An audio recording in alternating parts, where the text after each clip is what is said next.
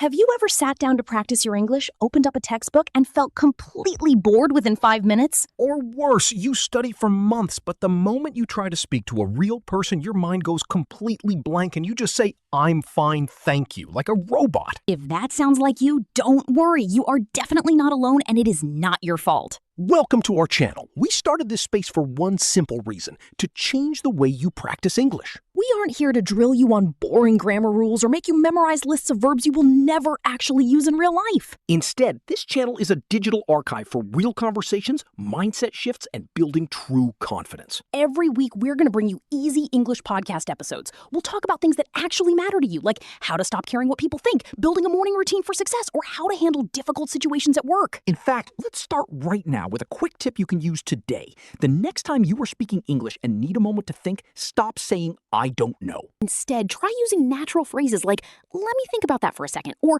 "That's a great question, give me a moment." It instantly buys you time to gather your thoughts, and it makes you sound incredibly fluent and natural to native speakers. If you want to stop feeling stuck, speak with genuine confidence, and learn the English people actually use in the real world, hit that subscribe button right now. Grab a cup of coffee, put on your headphones, and let's practice together. We will see you in our very first full episode.